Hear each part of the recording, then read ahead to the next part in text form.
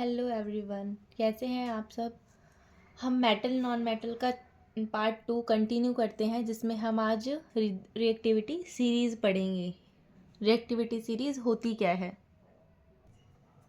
हमारी reactivity series होती क्या है। जो हमारी रिएक्टिविटी सीरीज़ में मेटल्स हैं उनको इस तरह से अरेंज किया गया है कि जो हमारी मोस्ट रिएक्टिव मेटल है वो सबसे टॉप में होती है और लीस्ट रिएक्टिव सबसे नीचे। तो हम एक बार अपनी रिएक्टिविटी सीरीज़ देख लेते हैं, जैसे कि आपको उसमें बुक में शो हो रहा है। Potassium, sodium, calcium, magnesium, aluminium, zinc, iron, lead, hydrogen, copper, mercury, silver, gold. तो जो हमारी मोस्ट रिएक्टिव एलिमेंट है वो है हमारी पोटाशियम। पोटाशियम के बाद वो लीस्ट रिएक्टिव होती जा रही है, डिक्रीजिंग ऑर्डर में वो नीचे जा रही है। रिएक्टिविटी डिक्रीज हो रही है हमारी जिंक तक।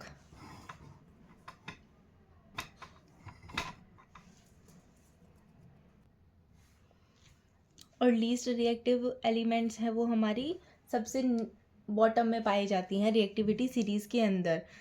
अब हम इसको लर्न करने की एक छोटी सी ट्रिक देखते हैं। रिएक्टिविटी सीरीज़ को लर्न करने की ट्रिक। कैटरीना ने कार मांगी और एल्टो जेन फरारी, फिर भी है क्यों मिली सिल्वर ऑडी। यहाँ के से हमारा जो कैटरीना बोल रहे हैं हम वो हो जाएगा के, पोटाशियम। ने N A means sodium. Car से हो जाएगा हमारा कैल्शियम। मांगी एम जी हो जाएगा हमारा magnesium. Alto A L aluminium. Zen zinc, Z N zinc. Ferrari F E हो जाएगा हमारा आयरन, फरारी। फिर भी जो हमारा पी बी है लेड, वो हो जाएगा हमें फिर भी H4 हाइड्रोजन है। सी यू क्यू फॉर कॉपर। अब यहाँ एच जी मरकरी, मिली क्यों मिली। मरकरी के लिए हमने क्या यूज़ करा है, मिली। मरकरी के लिए हमने मिली यूज़ करा है। Silver Audi, Audi A you gold. तो हमारी ये लर्न करने की ट्रिक हो गई रिएक्टिविटी सीरीज़ को। अब हम देख लेते हैं hydrogen in the reactivity series. जो हाइड्रोजन है हमारा रिएक्टिविटी सीरीज़ के अंदर वो क्या रोल प्ले करता है। The metal placed above hydrogen in the reactivity series are more reactive than hydrogen. जो रिएक्टिविटी सीरीज़ में हाइड्रोजन से ऊपर वाले एलिमेंट्स हैं वो सारे क्या हैं, सबसे ज़्यादा रिएक्टिव एलिमेंट्स हैं। Metal these can displace hydrogen from acids. ये वो मेटल्स हैं जो हाइड्रोजन को एसिड के साथ रिएक्ट करने पर हाइड्रोजन को डिस्प्लेस कर देते हैं। The metal which are placed below hydrogen are less reactive than hydrogen. और जो हमारे हाइड्रोजन से बिलो हमारे जो भी एलिमेंट्स हैं रिएक्टिविटी सीरीज़ में वो क्या है, बहुत ज़्यादा हाइड्रोजन से लेस रिएक्टिव हैं। These metal can not react with dilute acid. ये जो मेटल्स हैं, ये हम एलिमेंट्स हैं, ये मेटल्स के साथ रिएक्ट नहीं करते, डाइल्यूट एसिड के साथ रिएक्ट नहीं करते। जैसा कि हमें ये टेबल शो हो रही है, the reaction of metal with air, water and dilute acid. तो हम अपनी रिएक्टिविटी सीरीज़ की जितनी भी एलिमेंट्स हैं उनको एयर के साथ देखते हैं वो क्या रिएक्शन देती है, वाटर के साथ क्या रिएक्शन देती है और डाइल्यूट एसिड के साथ क्या रिएक्शन देती है। तो हमारी जो रिएक्टिविटी सीरीज़ है उसकी सारी एलिमेंट्स यहाँ रिटर्न है। उसके बाद हम देखेंगे reaction with oxygen when heated in air. Oxygen की प्रेजेंस में हम इसका रिएक्शन देखेंगे कि हम जब वह हीटेड एयर के साथ। तो सबसे पहले हम पोटाशियम, सोडियम, कैल्शियम, मैग्नीशियम की रिएक्शन देखते हैं। Burn with decreasing vigorous down the series to form their oxides. अगर ये हमारी ऑक्सीजन के साथ रिएक्ट करती हैं तो ये सारी क्या बनाते हैं, हमारे ये चारों एलिमेंट्स बनाते हैं हमारे उनके अपने ऑक्साइड्स बनाती हैं। अब हम देखते हैं लेड और कॉपर की बात करते हैं। Only form a layer of oxides. इनके ऊपर सिर्फ कुछ फॉर्म ऑफ लेयर ही आती है ऑक्साइड्स की। और सिल्वर और गोल्ड के साथ कोई भी रिएक्शन नहीं होती ऑक्सीजन की। अब हम रिएक्टिविटी सीरीज़ की रिएक्शन देखते हैं वाटर के साथ में, कि वाटर के साथ ये कैसे कैसे रिएक्ट करती हैं। React with water less and less vigorously down the series producing hydrogen.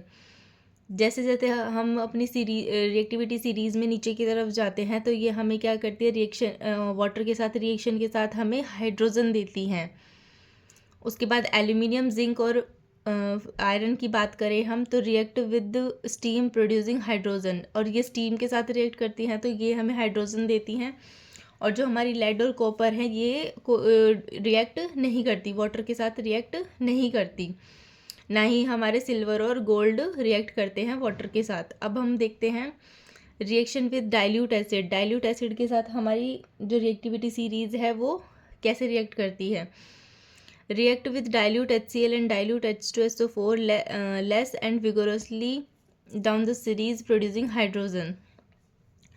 तो जो हमारे डाउन द सीरीज हम जाते हैं तो हमें हमें क्या कर देती हैं रिएक्शन के बाद हाइड्रोजन। और जो हमारी ये सारी जितने भी हमारे हम डाउन द सीरीज जा रहे हैं लेड और कॉपर तक, हमें लेड तक ये क्या देंगे, हाइड्रोजन देंगे। लेकिन जो हमारा कॉपर है वो हमारा डाइल्यूट एसिड के साथ रिएक्ट नहीं करता, और ना ही सिल्वर और गोल्ड रिएक्ट करते हैं। अब हम अपना नेक्स्ट टॉपिक देखते हैं, reaction between metals and non metals. कि जो हमारी मेटल्स और नॉन मेटल्स होती हैं उनके अंदर, उनके बीच में क्या डिफरेंस है उनकी रिएक्शंस के अंदर। तो सबसे पहले हम जो हमारे मेटल, नॉन मेटल और नोबल गैसेज हैं उनकी इलेक्ट्रॉनिक कॉन्फ़िगरेशन जान लेते हैं कि क्या होती हैं। सबसे पहले हम मेटल्स देखते हैं, sodium, magnesium, aluminium, potassium, calcium. ये क्या है, हमारे मेटल्स हैं जिनका एटॉमिक नंबर हमें गिवन है। सोडियम का एटॉमिक नंबर होता है 11, मैग्नीशियम का 12, एल्यूमिनियम का 13, पोटाशियम का 19 और कैल्शियम का 20। अब हम देखते हैं इलेक्ट्रॉन इन शेल। हमारे जो इलेक्ट्रॉन होते हैं उनके अंदर कितने सेल्स होते हैं, हम इन्हें डिनोट करते हैं KLMNOP। अगर हमारे जैसे जैसे नंबर ऑफ एटॉमिक नंबर बढ़ता जाएगा हमारे सेल्स भी बढ़ते जाएंगे। तो हम सबसे पहले हम देखते हैं सोडियम का। जैसे हमारा एटॉमिक नंबर है सोडियम का 11, तो हमारा जो फर्स्ट सेल होता है उसके अंदर हमारे 2 इलेक्ट्रॉन्स आते हैं। जो L होता है सेल उसमें आते हैं हमारे 8, और M में भी हमारे 8 आते हैं। तो अब हमें कितने सोडियम का हमारा एटॉमिक नंबर होता है 11। तो अब हमारे K सेल में 2 इलेक्ट्रॉन्स आ गए, L में आ गए हमारे 8, तो हमारे 10 ये हो गए। तो M में हमारा हो जाएगा ओनली 1 इलेक्ट्रॉन। ऐसे ही हम सबकी इलेक्ट्रॉन देख लेंगे कि सेल में हमारे कितने कितने इलेक्ट्रॉन्स है। पर जो ऑक्टेट रूल होता है हमारा, उसके अकॉर्डिंग हमारे K सेल में 2 इलेक्ट्रॉन्स आते हैं, L में 8 आते हैं, M में भी 8 आते हैं। तो वो हम अभी ऑक्टेट रूल आगे पढ़ेंगे। सबसे पहले हम इनकी इलेक्ट्रॉनिक कॉन्फ़िगरेशंस देख लेते हैं कि हम इलेक्ट्रॉनिक कॉन्फ़िगरेशन लिखते कैसे हैं। नेक्स्ट है हमारे नॉन मेटल्स। नॉन मेटल्स में हमारा है nitrogen, oxygen, fluorine, phosphorus, sulphur, chlorine, जिनका एटॉमिक नंबर हमें गिवन है। अब हम एग्जांपल देख लेते हैं नाइट्रोजन का। नाइट्रोजन का हमारा जो एटॉमिक नंबर है वो है 7। तो ऑक्टेट रूल के अकॉर्डिंग हमारा जो K सेल है उसके अंदर कितने इलेक्ट्रॉन्स आ जाएंगे, 2। और जो L सेल है उसके अंदर आ जाएंगे हमारे 5 इलेक्ट्रॉन्स। अब हम नोबल गैसेस देख लेते हैं, हीलियम, नियॉन, आर्गन। अब हीलियम, नियॉन, आर्गन जो होते हैं हमारे, इनके जो आउटर मोस्ट सेल होते हैं वो क्या होते हैं, हमारे कंप्लीटली फिल होते हैं। उसके अंदर कोई भी इलेक्ट्रॉन फ्री नहीं रहता। जैसे हीलियम है, हीलियम के हमारे एटॉमिक नंबर है हमारा 2, तो K सेल में हमारे 2 इलेक्ट्रॉन्स आ गए, उसका outermost shell complete full है। नियॉन का एटॉमिक नंबर है हमारा 10, तो वो भी कम्प्लीटली फुल हो गया, और आर्गन का भी कंप्लीट हो गया। अब हम पढ़ेंगे cause of chemical combination, octet rule की। जो हमारे ऐसे कौन कौन से कोज है जिनकी वजह से केमिकल कॉम्बिनेशन होता है, मतलब कोई जो 2 एलिमेंट्स है वो कंबाइन होते हैं, किस वजह से होते हैं, उसको हम बोलते हैं octet rule. Atoms other than noble gases have less than 8 electron in their valence cell. Outermost cell of these atom do not have the stable configuration. जैसा हमारा नोबल गैसेस होते हैं उनके आउटरमोस्ट सेल कम्प्लीटली फुल होते हैं, कोई भी electron balance नहीं रहता है. ऐसे अगर हम अपनी पीरियोडिक टेबल की बात करें उसमें जो बाकी एलिमेंट्स हैं मेटल नॉन मेटल्स, तो जो उनकी आउटर मोस्ट सेल होते हैं वो कम्प्लीटली फुल नहीं होते, उनके अंदर कोई ना कोई वैलेंस इलेक्ट्रॉन प्रेजेंट रहते हैं. तो अब हम उन्हीं के बारे में पढ़ेंगे. According two electron theory of valency, atom having less than 8 electron in their valence cell have a tendency to undergo electronic rearrangement to attain a completely filled valence cell. तो अब हम जो हमारे और एलिमेंट्स हैं जो आपस में कंबाइन होकर के कोई ना कोई कंपाउंड बनाते हैं, तो वो क्यों बनाते हैं? मान लो हमारे पास सोडियम है, सोडियम के हमारे जो आउटर मोस्ट सेल है उसमें हमारे पास लास्ट में 1 इलेक्ट्रॉन प्रेजेंट है, तो मतलब हमें 7 इलेक्ट्रॉन और चाहिए. तो ऐसा कोई एलिमेंट जिसके पास 7 इलेक्ट्रॉन फ्री हो, जिनके पास 7 इलेक्ट्रॉन फ्री प्रेजेंट हो, तो वो उसके साथ कंबाइन होकर के क्या बनाते हैं, कोई भी कंपाउंड बनाते हैं. तो हम वही चीज़ डिटेल में पढ़ेंगे. अब सबसे पहले हम पढ़ते हैं आयंस क्या होते हैं. Electrically charge atom of an element is called its ion. जो भी हमारे इलेक्ट्रिकली चार्ज एटम होते हैं उन्हें हम क्या बोलते हैं? आयंस बोलते हैं. The number of proton and electron are different in an ion. अब जो हमारे नंबर ऑफ प्रोटॉन और इलेक्ट्रॉन होते हैं वो आयन के अंदर वो डिफरेंट होते हैं. For example hydrogen ion H positive, sodium ion Na positive, oxygen in ion O2 negative. अब हम देख लेते हैं टाइप्स ऑफ आयन क्या होते हैं. Depending upon the types of charge the ion are classified as cation and anion. अब cations क्या होते हैं? जिनके ऊपर पॉजिटिव चार्ज आता है, जिन भी एटम्स के ऊपर पॉजिटिव चार्ज आता है उन्हें हम कैटायंस बोलते हैं, और जिनके ऊपर नेगेटिव चार्ज होता है उन्हें हम एनायंस बोलते हैं. Formation of sodium ion. अब सोडियम आयन हमारा बनता कैसे है? एटॉमिक नंबर है हमारा सोडियम का 11. इलेक्ट्रॉनिक कॉन्फ़िगरेशन की अगर हम बात करें KLM. अब KLM की अगर हमने देखा तो K सेल में हमारे पास 2 इलेक्ट्रॉन आ गए, L में हमारे आ गए 8 और M में आ जाएगा हमारा 1 इलेक्ट्रॉन. तो अब हमें क्या बनाना है? इन्हें कैटायन बनाना है. Na positive. Na पॉजिटिव का क्या मतलब है? अब यहाँ पर जैसे हमें गिवन है कैटायन जो होते हैं उन्हें हम कैथोड बोलते हैं, एनायन जो होते हैं उन्हें हम एनोड बोलते हैं.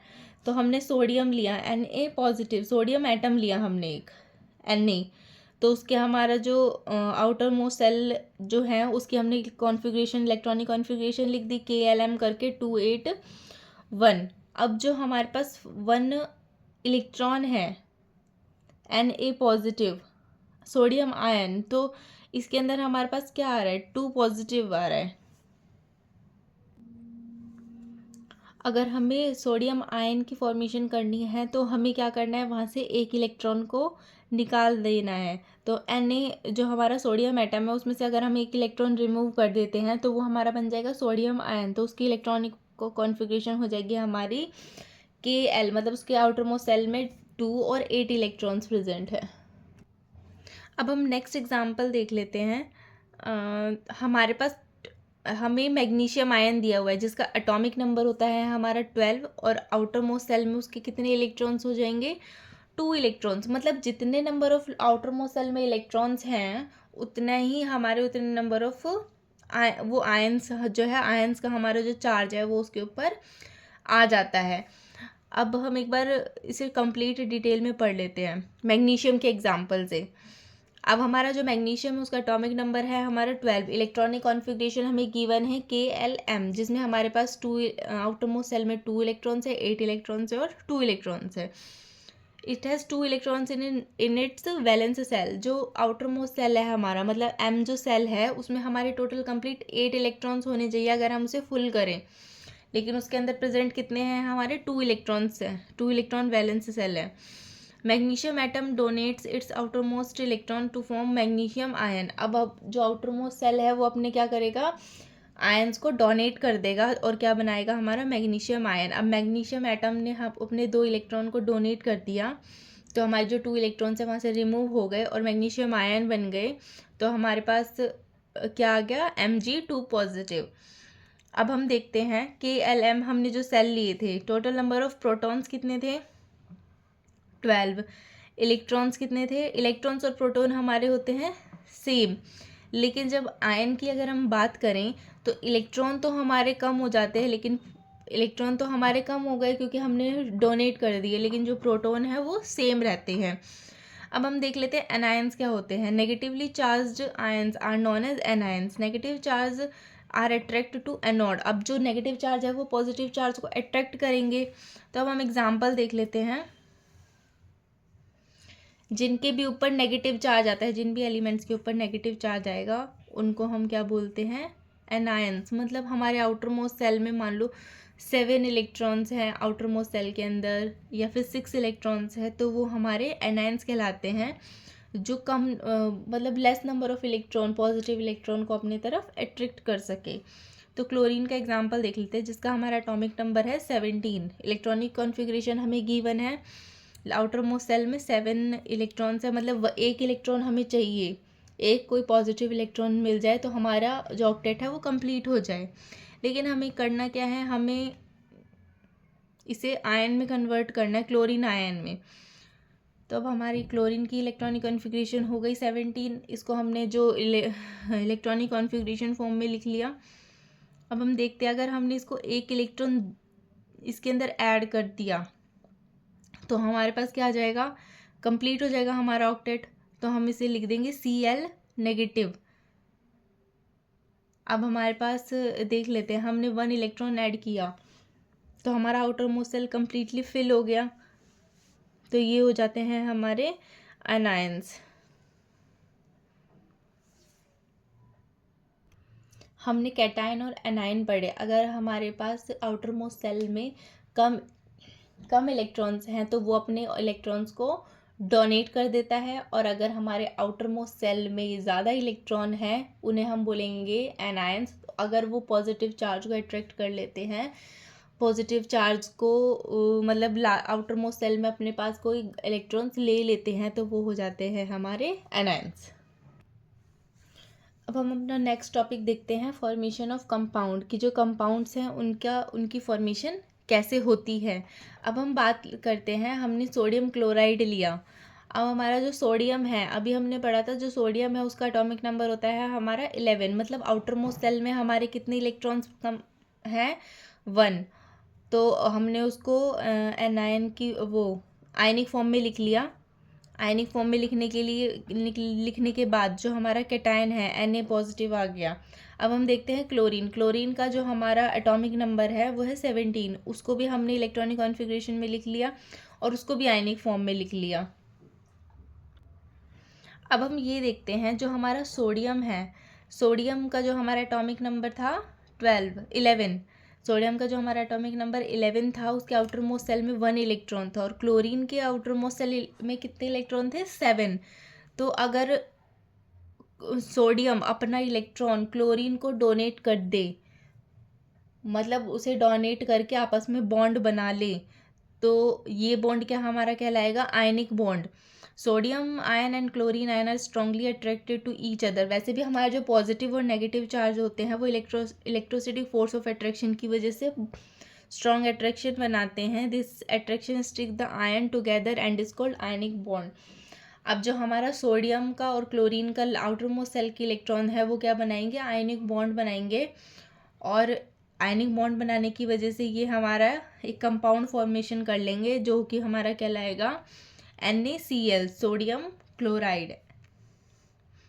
ऐसे ही हमारे और भी एग्जाम्पल गिवन है, जिसमें हमारा मैग्नीशियम क्लोराइड की फॉर्मेशन बताई हुई है, फॉर्मेशन ऑफ सोडियम ऑक्साइड्स भी बताया हुआ है।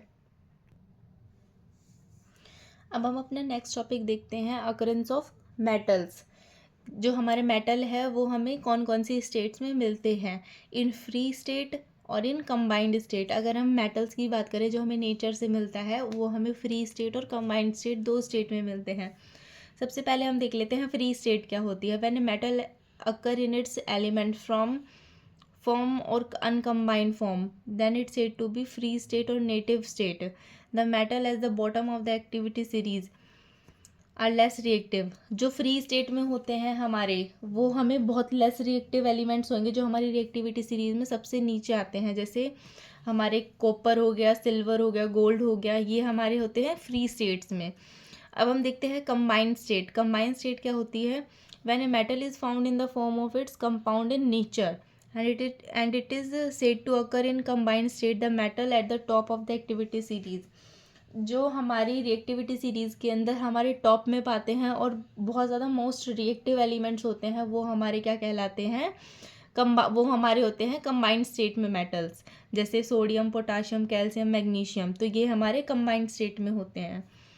अब हम जान लेते हैं मिनरल क्या होते हैं। मिनरल्स क्या होते हैं? द ऑर्गेनिक इनऑर्गेनिक एलिमेंट्स और compound which occur naturally in the earth crust are called minerals.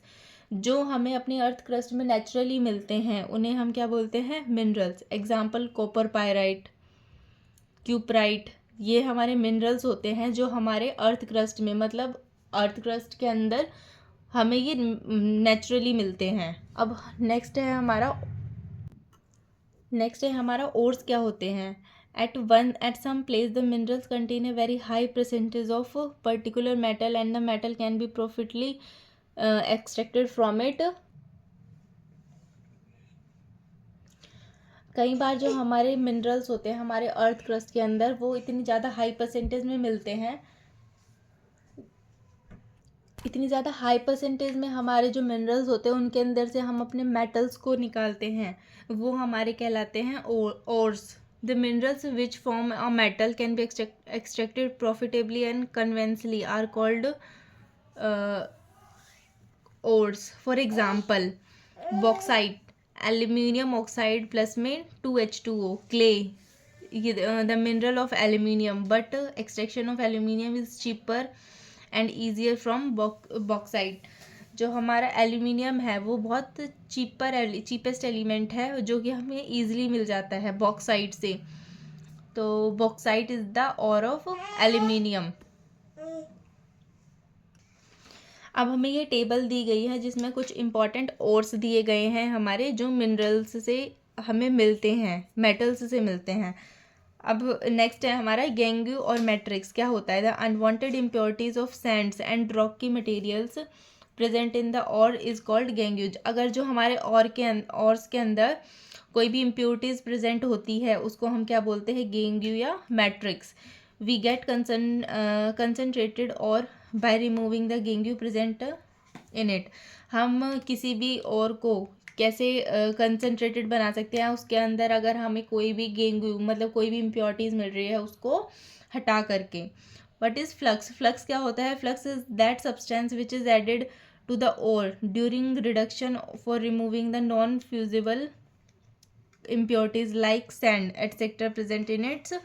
और फ्लक्स होता है हमारे पास जो हम और के अंदर ऐड करते हैं during reduction of removing non fusible impurities. हम कोई भी इम्प्योरिटीज़ को हटाने के लिए अगर हम किसी और चीज़ को ऐड कर रहे हैं, किसी और सब्सटेंस को ऐड कर रहे हैं, तो वो हमारा फ्लक्स कहलाता है।